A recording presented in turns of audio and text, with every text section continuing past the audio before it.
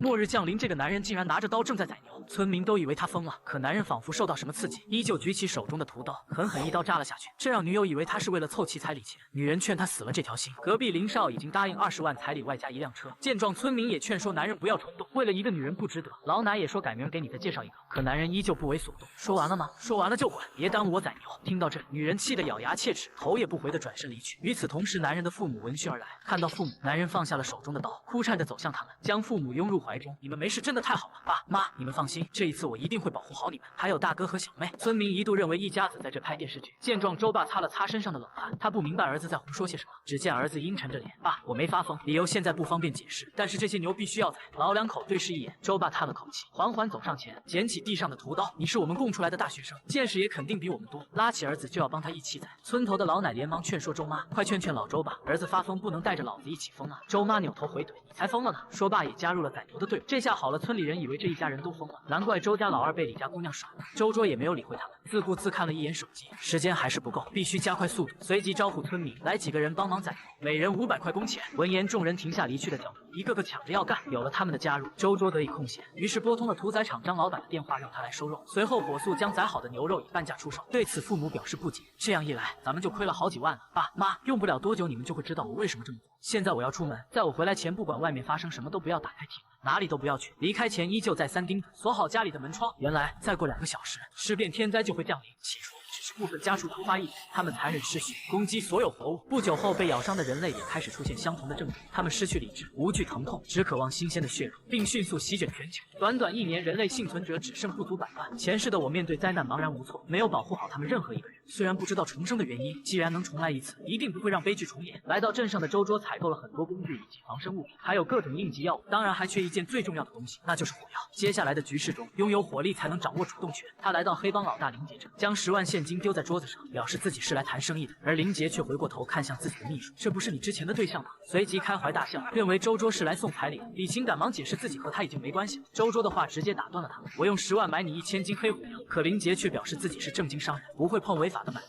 你们犯不犯法我不知道，不过去年12月份树林里那个身穿蓝衣的女人，他或许比较清楚。见自己有把柄在周桌手中，林杰陷入沉思，紧接着招呼李晴带周桌去仓库取他想要的。两人擦肩而过时，周桌随即开口：“李叔叔以前很照顾我们家，之后如果你遇到困难，我会帮你一次，这是我的承诺。”李晴没有说话，周桌临走时还不忘对林杰打招呼：“合作愉快。”林杰先是一愣，紧接着放声大笑：“有意思，有意思啊！”周桌，末日降临，这个男人拿着刀正在宰牛，村里的人都以为他疯了，可男人依旧不为所动，并将宰好的牛肉火速以半价出售。因为2个小时后，所有牲畜都将变成残忍嗜血的丧尸，并感染人类。他拿着宰牛的老婆本找地头蛇林少换了1000斤火药。刚回到家的周桌正在清理采购的生存物资，可哥哥却告诉他妹妹还没回家，而前世这个时候妹妹已经到家。难道是自己引发了蝴蝶效应？事不宜迟，当即决定前去寻找他。临走时又一次叮嘱哥哥锁好家里门窗。第一天最多的是动物发生尸变，直接变异的人类很少，镇上人员聚集场所，沦陷速度要比村子里快很多。这一世我绝对不会失去任何一个家人。思索间车子撞到了什么，还好有惊无险，安稳停了下来。清醒过来的周桌向后看去，突然瞳孔猛地收缩，竟是一只已经变异的丑狗。尸变竟然提前了。而在1个小时前的青山中学，学生们都在议论周桌宰牛换彩礼的事，其中一个妹子更是说周桌是咱们青山镇第1大情主，你作为她的妹妹肯定很难受吧。此时的周英并没有理会他们，面对无休止的诋毁，周英终于忍不住怒拍桌子，他不允许别人诋毁他的家人。妹子见他生气了，拿出他哥哥的照片对其嘲讽，周英直接一巴掌将他的手机扇飞，妹子顿时坐不住了，你找死！突然周英注意到了什么，径直朝一旁走去，捡起地上的手机，不好意思小雅，把你的手机碰掉，我现在就还给你。班主任见学生私自带手机进学校，直接没收。李小雅，上次我没收的手机你还没拿回去吗？这次我会告诉你的，让他来领。还有你周英，回去坐好。周英走回座位，还假装道了个歉，对不起，我没看到班主任来了，不过下次我会注意的。闻言，李小雅气得牙根作响，要让周英付出代价。果不其然，放学后的周英就被推倒在墙壁上。李小雅嚣张地表示：“怎么了？你刚刚不是很会说，现在怎么变成哑巴了？”他揪起周英的头发来说几句听听。周英强忍着疼痛，他忘记今天和李小雅一起做值日，不讲武德的李小雅竟掏出了刀子。不说话是吧？那我帮你开口。而周桌也在此时赶到学校，只见学生一个个四散而逃，貌似发生了不得了的事情。教室里一把刀掉落在地面，在周英诧异的目光中，李小雅突然口吐鲜血，紧接着跪倒在地，吐出更多黑色的血液。周英喊了他2声，见他没反应，于是跑出去准备喊人帮忙。当他跑出教室，他愣住，底下全是各种惨叫声。部分变异的人类开启猎杀时刻，专注于下方的周英丝毫没注意一旁的危险。下一秒，丧尸同学吼叫着朝他扑来。听到声音的周英直接被吓瘫在地，而丧尸同学却因用力过猛与地板来个亲密接触。然而这时李小雅也从教室走了出来，她猛然露出各位女友发飙时一样的表情，紧接着就向周英扑去，眼看就要成为丧尸的同类。就在生死存亡时刻，她大喊：“救命啊！混蛋老哥！”说时迟那时快，一只脚疾驰而来，周桌一脚将女丧尸直接踹飞。末日降临事变天灾提前，首先沦陷的地方就是学校。学校里一妹子正遭遇丧尸的袭击，丧尸露出我女朋友发飙时的表情，立马就要朝妹子扑去。就在绝望时刻，她大喊：“救命啊！混蛋老哥！”说时迟那时快，周桌的及时出现，一脚踹飞女丧尸。与此同时，另一只男丧尸也站了起来，周桌握紧他的宰牛刀，丧尸无所畏惧的冲来，片刻间就被削掉半个脑袋。你喊救命喊得那么丢人，隔得老远都能听见，所以我敢来嘲笑你了，小妹。此时周英眼中泛着泪花，不知过了多久，山路上一位靓仔正在吃自助餐，突然他注意到后方急速驶来，下一秒靓仔就在空中跳起了芭蕾。周英直呼好刺激啊，这是丧尸游戏吗？感觉像真的一样。但周桌深知妹妹是在逞强，够了，怕的话哭出来也没关系，这次我不会嘲笑你的。现在世界已经变了，吃人的丧尸会越来越多，你我都要学会适应，然后活下去。不过你放心，你哥我会罩着你，我们一家人都会平安无事，我向你保证。就这样，俩人回到了家，父母见到他们平安无事，也放下了心中的石头。周桌也询问家里没出什么事吧？刚才外面有人在叫唤，我和你爸没敢出门。闻言，周桌顿感奇怪，前世村子里明明只失踪3、5个人，现在看来能不能撑过今晚都很悬。哥哥一问周桌为何买这么多物资，周桌让他们先将这些物资搬回家，回头再解释。之后无论发生什么，都要守好这个家。我去找个人，很快回来。周妈还想说些什么，小妹打断了她，就听哥哥的吧，他好像和以前不一样了。小妹说的没错，去学校的时候，我的身体确实发生了某些变化，正好验证一下。面对这种未知情况，如果能找到那个人，那将是不可多得的一大助力。此时的村委会，一群丧尸正在疯狂敲打着大门，而门后一妹子正用身体顶着柜子，突然一只手穿透了玻璃，两位同事拿起棒球棍让小夏闪开。就在妹子离开的时候，身后的柜子被一股强大的力量直接撞飞，一只丧尸重重的摔在夏冰冰一旁，她压根没搞清楚什么情况。只见周桌站在柜子上，电光火石间，周桌一刀砍在丧尸的嘴巴上，直接将丧尸的脑袋砍到飞起。妹子先是一愣，下一秒就被周桌抓住脸蛋，左看右看，还好眼睛和口腔里没有沾到丧尸的血液。现在的夏冰冰一点也看不出前世那种凌厉的样子。思索间，黄哥挡在了夏冰冰身前。周桌有事好好商量，但你不能杀人啊！这些人已经不是人类了，只要沾上这些东西的血液都会变成丧尸。别开玩笑了，又不是小说漫画，而且你刚刚杀的是村头老丈，现在好多人都没回来，要不我们报警吧？周桌当即表示报警没用。就在这时，一阵击掌声打断了他们。一个杀人凶手已经猖狂到这种程度了吗？手里几十条人命，居然还说报警没用。闻言，吃瓜群众被煽动，呐喊抓住杀人犯，这让周桌很是无奈。林杰露出幸灾乐祸的表情。此时夏冰冰站了出来，我们村委会不会对行凶者置之不理，但周桌刚刚救了我们也是事实。终于，这群傻叉村民停下了呼喊。好了，谢谢你，夏冰冰。各位，我能证明这些东西是丧尸，也知道各位失踪的家人在哪里。不过林杰，你要跟着一起来，你敢吗？男人刚救下一群被丧尸包围的村民，却被污蔑成为杀人犯。为了证明自己的清白，他决定前去寻找失踪人员，条件是让始作俑者林杰跟他一起去。林杰表面是为了村民安危一同前去，背地里是想带着一众小弟置他于死地，因为他有把柄在男人手中。这时夏冰冰举手表示也要去，一旁的村民劝他不要贸然行动，但夏冰冰已经下定决心，村支书不在，他们应该起到带头作用。周桌也询问村支书的去向，原来村支书得知村民陆续失踪后，先一步去寻找，现在还没回来。黄哥也说自己家阿星也一直没消息。见状，大叔无奈叹了口气，拿出车钥匙，决定用自己的车带他们去。众人刚到达后山，夏冰冰就发现村支书的车停在不远处，但却不见他们的踪迹。前世第一波尸潮是3天后，记得当时尸潮就是从这里涌出的，如果发展一致的话，可以趁不严重的时候将源头解决掉。于是决定走进林子深处寻找。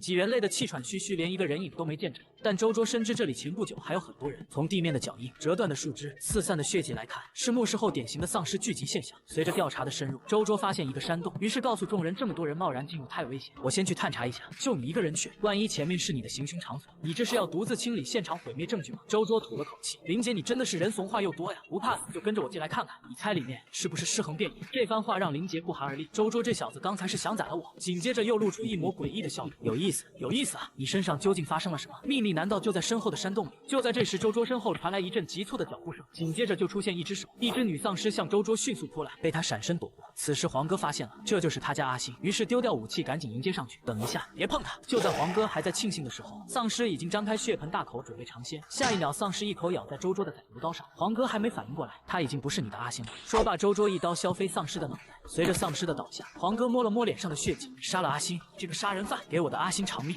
男人刚找到自己失踪已久的女友，可女友竟在他面前被砍去半个脑袋，满脸愤怒的他当即抄起棒球棍就准备报仇，可下一秒就吃了一个大逼兜，直接栽倒在地。你愤怒也好，怨恨也罢，都改变不了他成为丧尸的事实。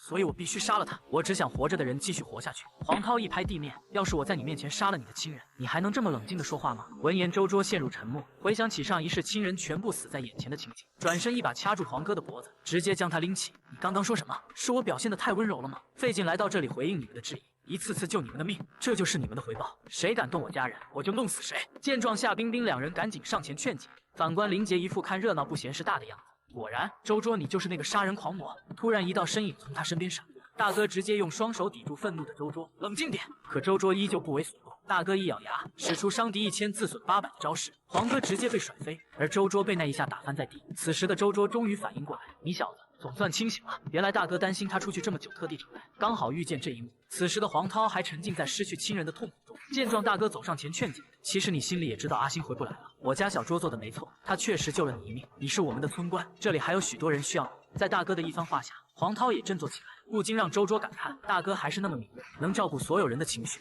虽然是亲兄弟，但他的人缘一直很好，而我却相反，无论发生什么事，总是他在保护我。但是这次换我来保护你。这时山洞里传来阵阵呼救声，夏冰冰反应过来是村支书的声音，周桌直接挡在身前，提醒不要轻举妄动，因为他感觉里面有古怪。另一边小弟也问道：林总，不会真有丧尸吧？瑟瑟发抖的林杰当即怒斥闭嘴，再废话给我滚！这时一壮汉站出来，怂货，林总看我的。说罢便叫嚣着走进山洞。突然男人好像被什么东西拎起，紧接着就看到手电筒砸向地面，几人皆是一愣，林杰也惊出一脸冷汗。只见男人上半身不见踪影，跪倒在地，下一秒一只丧尸拎着他半个身体出现在视野里，而在他身后还有无数双猩红的眼睛。这个男人宰杀了家里10万头牛，因此习得绝世刀法，各种丧尸在他眼皮底下都是一刀的事。然而山洞里却涌出密密麻麻的丧尸，为首的那个更是拎着半截人类躯体，他稍微用力，将人类的上半身丢到众人眼前，下一秒集体如同饿狼向前冲来。面对如此众多的丧尸，周桌让夏冰冰跟紧自己。突然有人推了他一下，大哥率先出击，上来就是一招击你太美，将面前的丧尸击飞。什么时候轮到你独自耍帅了？不想丧尸挨了他一下，毫发无损的站了起来。这群家伙难道就没有弱点吗？他们的弱点是大脑和强光直射。那么好，老战术，我先手你补刀。丧尸也发出阵阵嘶吼，两人毫无畏惧。大哥如同一只猛兽，强大的力量直接将丧尸顶得连连后退，而周桌则是一刀劈下，干净利落的将丧尸脑袋砍飞。另一只丧尸发出怒吼，大哥一个倒挂金钩将丧尸脑袋踹向地面。此时周桌的宰牛刀早已恭候多时，手起刀落下，真男人永远不回头。紧接着周桌告诉所有人，将光源聚集在一起，照射丧尸眼睛，攻击头部，千万别被咬伤。也不知过了多久，这边两人也合力解决掉3只丧尸。黄涛累得气喘吁吁，我俩对付1只都够呛，周家两兄弟居然能打1群。他俩从小就被国武张师傅收做关门弟子，就算是职业格斗选手都不一定打得过他俩。这样啊，之前我还想教训周桌，真是不自量力。随着最后1只丧尸的倒地，几人终于解决完眼前所有丧尸，但也有一部分人被丧尸咬伤，片刻后嘴里吐出鲜血，他们惊恐地喊着老板救命。而老板林杰吓得瘫坐在树后，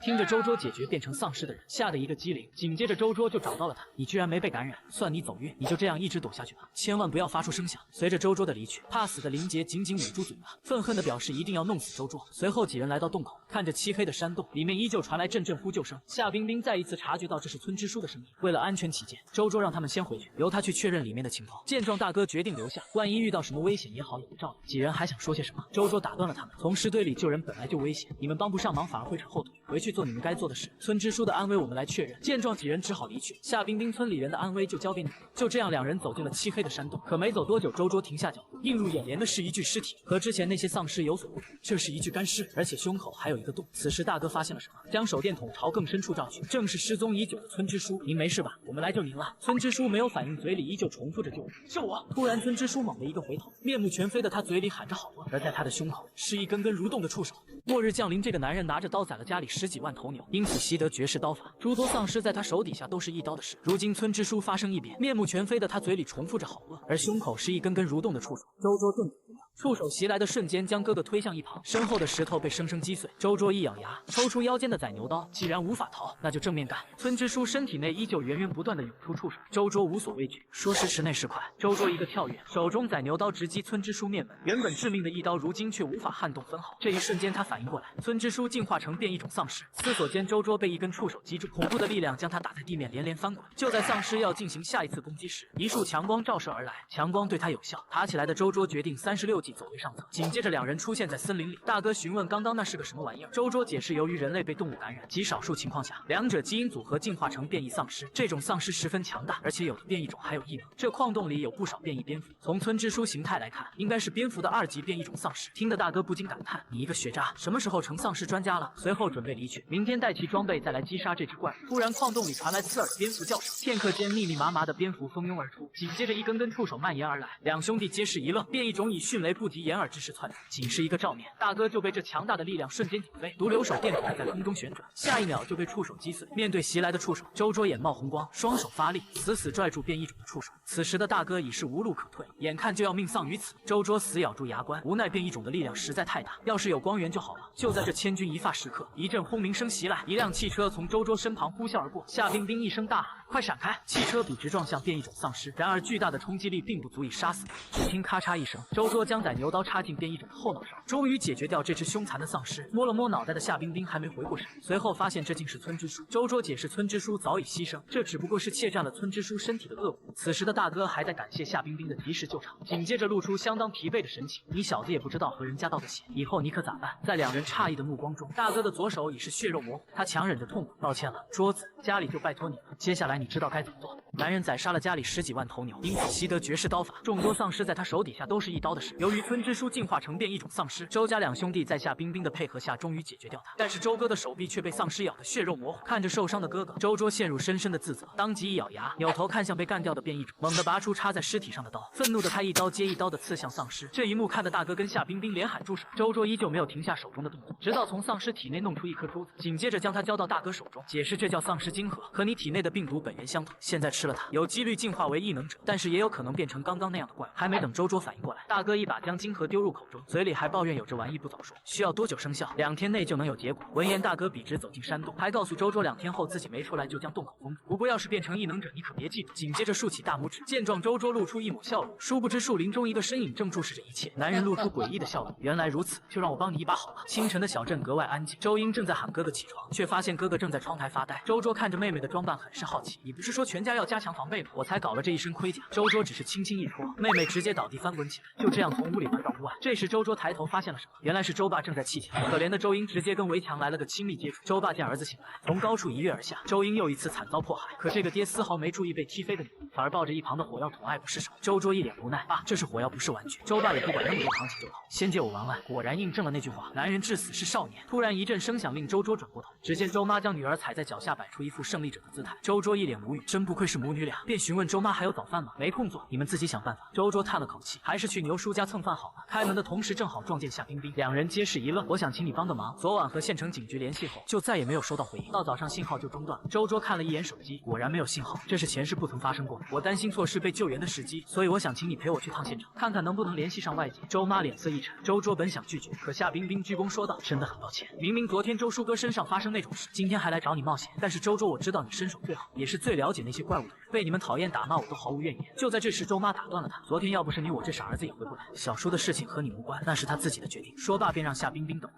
回屋的周妈在柜子前摸索：“我们是你的父母，你不用顾虑我们。父母本该就为孩子遮风挡雨，而不是成为你的累赘。看看你的表情，多大个人了还让小英担心，所以多信任我们一些吧，就像我们相信你也相信小叔能顺利回来一样。”周卓先是一愣，随后露出那久违的微笑：“我知道了。”周妈抽出刀刃，叮嘱小心点用，别再给我崩刃了，去做你们该做的事，都给我完好无损的回来。于是两人踏上了前往县城的路途。与此同时，周哥正在山洞里咳嗽，突然一阵脚步声袭来，大哥也反应过来有人接近，紧接着发现地面有许多液体，大哥用手沾了口，放鼻子前闻了闻，这是汽油。不久后，山里响起一阵剧烈的爆炸声。在这个丧尸横行的世界里，一男一女前往县城调查信号中断事件，却遇到地痞流氓的持枪阻拦，争执下妹子中弹倒地，并且男人的哥哥还被恶霸用炸弹掩埋，生死不明。面对赤裸裸的挑衅，暴怒的周卓会怎样制裁玲姐呢？此时车里的夏冰冰正哼着小曲，周卓满脸嫌弃，唱的真难听。夏冰冰也反应过来，尴尬的笑了笑。周卓很是无奈，明明怕得要死，还要冲在最前线。不过这一世突发情况很多，不能完全依靠以前的经验，所以还得依靠他的丧尸感应能力，不能让他有任何闪失。于是叫住了夏冰冰：“你以后来我家住吧。”夏冰冰一脸错愕，羞得他满脸通红：“我为什么要去你家？”本想解释一番的周卓却发挥直男属性：“因为我需要你，不能让你有任何闪失。”这一刻的少女心开始蠢蠢欲动。就在这时，周卓发现了什么，原来前方的道路被山体滑坡掩埋，这下无法前去现场了。周卓叹了口气，决定先回村后再想办法。家里的物资还能撑一段时间，没有信号，道路不通，总有种不好的预感。突然，车轮压到人为安放的左车钉，车子瞬间失去控制，左右摇晃。周卓一咬牙，猛地踩下刹车，还好有惊无险地停了下来。就在周卓下车查看时，一只脚踩上一旁的桅杆。周卓真有你的，这么快就和咱们的美女村官搞在一起，真让人羡慕啊！站在围栏的正是阴魂不散的林姐，你要干什么？你昨晚杀了我那么多兄弟，我身为大哥总得替他们报仇吧？给兄弟报仇，那你应该砍丧尸去。不过就凭你昨晚那怂样，真敢动手吗？气得林杰开口就是一句国粹，骂完就举起手中的枪，老子现在就杀了你！然而周卓很是淡定，那就试试。这一刻仿佛空气都安静下来，只见林杰扣动扳机，子弹以迅雷不及掩耳之势袭来。周卓一回头，身后的夏冰冰已经瘫倒在地。周卓一声怒吼：“林杰，你这个人渣！”反观林杰正哈哈大笑，心疼了吧？这就对了，对付你这种货色，就得从你身边的人下手。对了，还有件事忘记告诉你，昨晚我看见你大哥被感染了，我知道你不忍心下手，所以我就帮你把矿洞给炸了。听到哥哥遭遇不测，周卓再也按耐不住，当即抽出腰间的刀刃，飞速冲向林杰。然而他正等着周卓自投罗网，就在这时，一双猩红的眼睛直勾勾地盯着林杰，电光火石间，他的肩膀鲜血横飞，一只巨大的狼形生物一口将林杰的肩膀卸下。这是2品丧尸狼。与此同时，在周卓家的楼顶，小妹正嘀咕二哥怎么还没回来。这时楼下的黄涛喊住他：“你快看那边山上！”周英放眼望去，由于距离太远，他索性拿出手机当望远镜，不看不知道，一看吓一跳。森林中正涌出密密麻麻的丧尸，然而这边的林杰倒在血泊中喘着粗气，这是要死吗？不过周卓，这下你们也活不了了。男人重生回到末日前，宰杀了家里数以万计的牛，因此习得绝世刀法，各种丧尸在他手底下都是一刀的事。如今阴魂不散的林杰再次找上门，不仅开枪打伤了夏冰冰，更是用炸弹将男人的哥哥毒死在矿洞。俗话说恶有恶报，就在林杰还想为非作歹时，一只变异的2级丧尸狼一口咬下他的肩膀，林杰倒在血泊中奄奄一息。然而危险并没有解除，周卓一脸冷汗，说时迟那时快，二哈猛地挥动爪子朝他拍来。周卓反应迅速，趁二哈跃起，同时钻入身体下方，一刀划开他的胸膛。紧接着，这只巨大的丧尸便倒地不起。幸好现在是黄昏，他的战斗力还不强，如果到了晚上，我和夏冰冰必死无疑，所以必须在日落前解决掉他。突然，森林中传来一阵怒吼，一大群丧尸如同疯狗般倾巢而出。周卓很是疑惑，尸潮的源头村支书不是被干掉，为何尸潮又出现了？难道说源头不是村支书，而是蝙蝠？思索间，周卓丝毫没注意身后的危险，狗子一脚拍下，他明明受了很严重的伤，为何还能行动？只见周卓瞳孔猛地收缩，狗子身上的伤口正以肉眼可见的速度愈合。突然，一张血盆大口袭来，在夏冰冰惊慌的眼神中，周卓的上半身被死死咬在口中。就在这时，周卓身体被一阵红色的能量包裹，这突如其来的能量让他先是一愣，随即眼睛微眯，猛地发力，体型巨大的丧尸竟直接腾空而起，仅是一拳就将狗子打得嗷嗷叫。周卓接力翻身到狗子身体上方，狠狠一刀劈下。夏冰冰喊着周卓的名字，片刻间鲜血四溅，狂暴的能量将丧尸巨大的身体轰得粉碎。随着尸块的掉落，正下方的周卓仿佛修罗降临，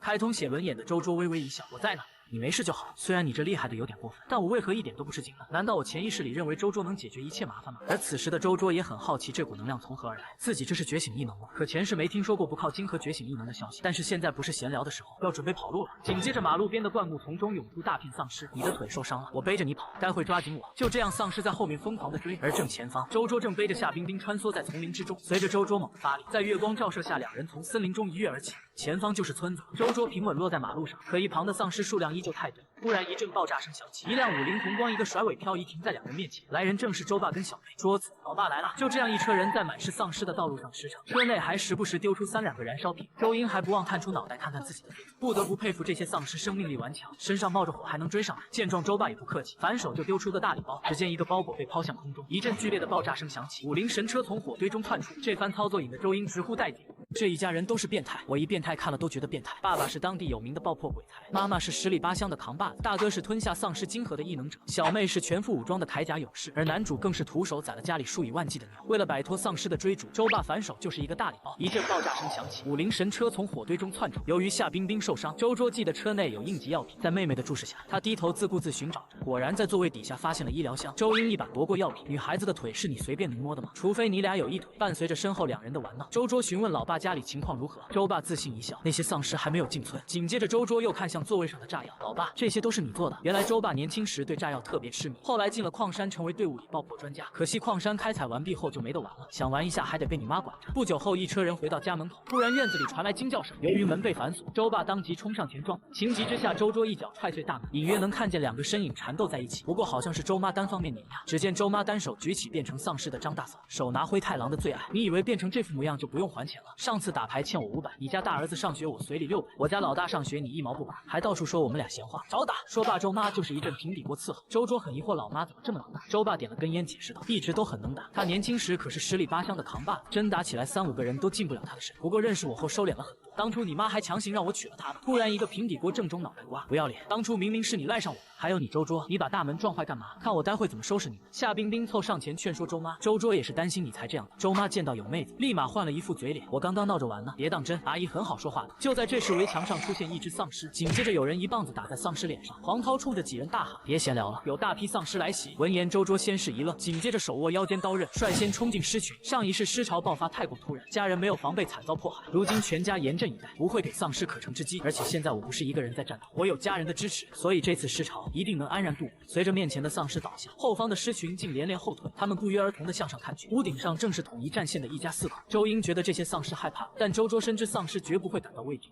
一个叉子出现，打破了短暂的宁静。丧尸们竟然拿起工具出现在众人眼前。见状，周爸吓得烟都掉了。这群丧尸还会抄家伙？周桌也反应过来，这群丧尸被人操控。放眼望去，伴随着猩红血月城楼上出现一个身影，赫然是已经变异成丧尸的林杰。与此同时，一处森林中发生爆炸，全身被红色能量包裹的男人嘴角露出一丝微笑。这一家子都是变态，我一变态看了都觉得变态。男主图手宰了家里数以万计的牛，哥哥单手就能抵挡庞然巨兽的袭击，爸爸是当地有名的爆破鬼才，妈妈是十里八乡的扛把子，小妹的自制燃烧瓶简称牛逼。如今没有心智的丧尸竟抄起武器来袭，面对丧尸有条不紊的进攻，周爸嘴里骂骂咧咧，怎么都朝我们家来了，便让小妹交给自己一些炸药。殊不知炸药早已被霍霍完毕。另一边，丧尸在工具的帮助下开始翻越围墙，在黄涛的提醒下，周桌看向身后，这些丧尸竟然玩起声东击西的战术。身后的夏冰冰、周爸以及小妹，还有周妈等人都受到不同数量的丧尸围攻。经过一番思索后，周桌告诉众人：“你们在院子里防守，其他的丧尸由我来解决。”只见周爸一声大喊，周桌以肉眼可见的速度被丧尸淹没。片刻后，堆压的丧尸中爆发出一阵红色斩击，丧尸瞬间被4分5裂。处于中心的周桌全身被红色能量包裹。周桌屏气凝神，果然这是异能血符图，前世最强的异能者曙光君的撕裂似乎就是这个异能，但是自己的血符图却弱了很多。算了，只要能拥有保护家人的力量，其他都不重要。这些丧尸不足为惧，最关键的是操控他们的人。正所谓擒贼先擒王，罪魁祸首就是你。林杰还以为这种普通的丧尸能拖住我，突然周桌瞳孔猛地收缩，身后响起震耳欲聋的吼叫声。与此同时，夏冰冰也遭遇偷袭，千钧一发之际，一棒子直戳丧尸脑袋。周妈关切地询问有没有受伤，我没事，但是刚看到周桌跳下去。周英朝他们挥了挥手，抢先一步回答：我知道，我看见二哥像超人一样把那些丧尸全砍飞了，放心吧，他肯定没事。话还没说完，身后的墙壁被巨大的冲击力撞碎。周英回头看去，倒在废墟中的正是自己的二哥。周桌大喊：别过来，快跑！在他正前方，一只体型庞大的变异棕熊正迈着沉重的步伐缓缓靠近，紧接着又是一声怒吼。看着眼前巨大的丧尸，周桌回想起前世幸福的一家5口，被丧尸袭击后只剩他独自一人存活。周桌再也无法忍耐，准备放手一搏，随即缓缓起身，爆发出惊人的气势，产生的气浪吹得众人只能用斧抵挡。一边是巨大的丧尸棕熊，一边是火力全开的周桌。伴随着一声巨响，一个身影出现在周桌跟前。我就说你小子怎么突然变强了？原来你也有这种力量。来人正是被丧尸咬伤被迫吞下金河的大哥。抱歉桌子，我来迟了。大哥的出现令周桌兴奋不已。我在后山花了点时间熟悉这种力量。桌子，你看好了。只见大哥将能量汇集在拳头，猛地发力，一拳轰向变异的棕熊，伴随着强大的棕熊硬生生被击飞100米。大哥目视前方，这都没死，看样子这玩意挺抗造。这里就交给我，你去做你该做的事。有了大哥的帮助，周桌自信一些。好。俗话说兄弟齐心其利断金，这兄弟俩都是拳打丧尸、脚踢怪物的变态。大哥徒手就能抵挡庞然巨兽的袭击，弟弟轻松就能将丧尸轰成渣渣。如今亦变成丧尸的林杰卷土重来，周桌能否安然度过难关呢？此时的林杰出乎常理的自信，正向周桌展示自己全新的躯体，一半是丧尸，一半是人类，既保留了独立意识，又能控制尸群，这才是末世中的王者。说起来还得感谢你周桌，把现成的丧尸金河送到我嘴边。就在林杰还在喋喋不休时，周桌二话不说，直接一刀劈下。你还是这么人怂话又多，就这样还想称王？反派死于话多的道理被林杰演绎的淋漓尽致。就在周桌认为轻松解决，准备去帮大哥的时候，身后的林杰竟发出诡异笑声，站起身，立马开始嘲讽：果然那周桌，你的刀杀不死我。说罢，笑声愈加放肆。周桌反应过来，他继承了那只丧尸狼的自愈能力。眨眼间，林杰就来到了周桌身后。这是我们的时代，归顺于我，尸体将是我们的兵力，血肉将是我们的硕果，而人类将是我们的家畜。为此，我特意召集尸群，帮你清除周围的低等血脉，还不忘询问周桌这样的回礼喜欢吗？面对众多丧尸的围攻，牛叔大喊：快坚持不住了！周爸安慰道：再忍忍，小叔和桌子他们那边很快就解决了。就在这时，丧尸棕熊飞来撞破围栏，一只脚踩在他的身体上。周叔感叹这家伙真耐揍，先用它堵住围墙缺口。见状，周爸询问桌子那边的情况，大哥没有说话，因为他知道此时不能离开这里。突然，一个物体从他而降，硬生生砸碎下方建筑。废墟中的周桌轻咳几声，然而在他的上方，林杰正蹲坐在那里。真是让我失望啊！周桌，你只有这点能耐吗？不过只要你臣服于我，我将赦免你向王挥刀的罪。周桌的奋力一击产生巨大的轰鸣声，人不与畜生为伍，更何况你这畜生居然敢向我的家人龇牙！我唯一要做的就是把你宰了。原本身体被劈开的林杰，伤口正以极快的速度愈合着，还没等周桌反应的时间，林杰便一跃而起，两者产生激烈的碰撞。周桌明显感觉到他的速度变快了，片刻间，林杰另一只手高高举起，不只是速度，还有力量。只见利爪破开周桌的防御，将他的手臂划伤。下一秒，周桌被强大的力道击退数米，伴随着一阵绞杀，稳住身形的周桌看向手臂的伤口，血符图的护体血气居然挡不住了。林杰夸赞道：“不错呀，周桌，能躲开我的全力一击，还以为刚刚那一下能给你开膛破肚。”周桌也明白不能再拖下去，必须尽快解决战斗。还没等周桌思考的时间，林杰已经出现在他面前。周桌身体瞬间被划开一个巨大的口。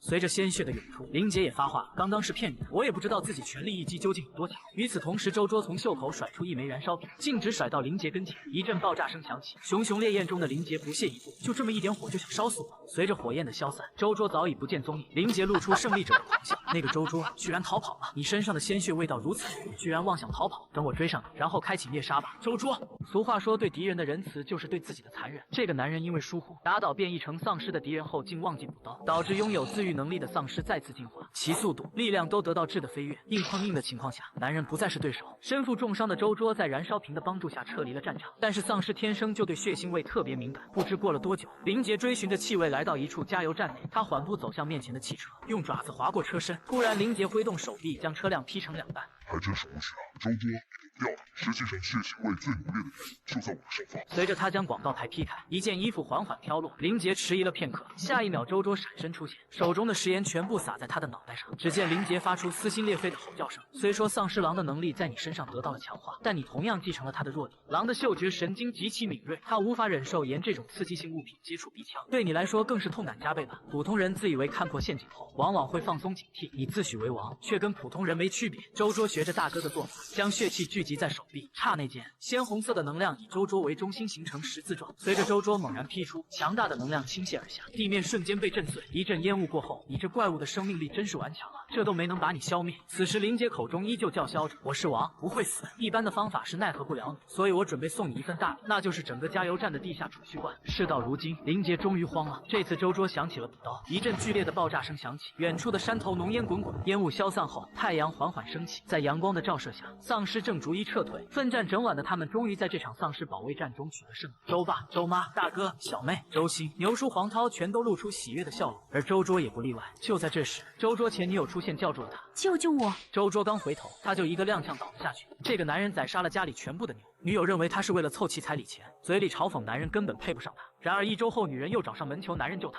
只因她攀附的林少已被男人送去见了阎王。回到家的周桌正被周英训斥是个变态，乱脱女孩的衣服。周桌一脸无奈，解释是怕李晴被丧尸感染。就在这时，夏冰冰从房间出来告诉两人，李晴已无大碍。说完便发现气氛有点奇怪。周英轻咳几声，赶忙解释没事。周桌面带微笑，辛苦你了。夏冰冰看了看周桌受伤的手臂，自责地说他没起到任何作用。不久后，夏冰冰一行人准备前往村中搜寻幸存者，但是夏冰冰却怎么也开心不起来。直到周桌叫住了他：“你不用自责，尸潮不是预防就能挡住的，以我们的能力救不了所有人，重要的是我们还得继续活下去。”终于，夏冰冰不再惆怅，一旁的大哥也开始感慨：周桌这小子总算开窍了。但是接下来却让大哥无语。本以为他会说一些鼓励夏冰冰的话语，结果全是些不着边的话。随后两人驱车来到后山，将丧尸的尸体全部焚烧。毕竟这些变异的尸体如果被动物吃了，也有可能产生变异。做完这一切的大哥打了个哈欠，让周桌将车开去加油站，顺便把车洗了。然而加油站早已变成林杰的墓地。周桌突然反应过来，凭啥是我去？大哥见他不服气，提出按老规矩办。周桌满脸不屑，捉鬼游戏我什么时候怕过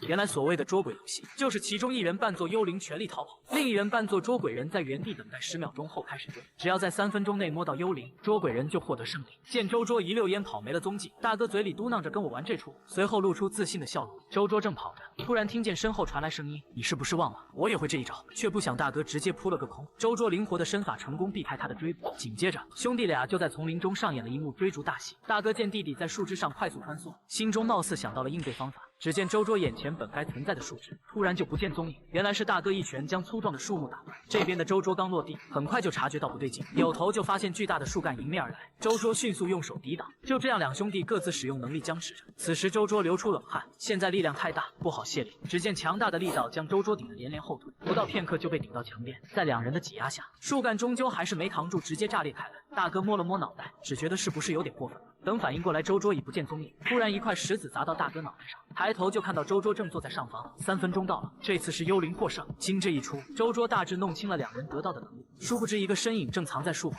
兄弟俩丝毫没有察觉，依旧在讨论着。从周桌口中得知，他的异能是借用力量，能够使用他人力量的70%，而大哥是通过吞服丧尸晶核获得的异能血符图。血符图的效果可以增强自身的力量、速度以及全方位的属性，还有一层护体血气，甚至连智商也能提高。大哥差点笑出声，这玩意还能增强智商。很快，大哥就开始变脸，只因周桌嘲讽他智商为0。玩笑归玩笑，为了以防万一，大哥将丧尸棕熊的晶核放在了周桌房间抽屉里。然而，这一切都被术后的身影听得一清二楚。夜晚，周英悄声无息地来到哥哥房间内，将丧尸晶核拿在手中，嘿嘿，超能力到手。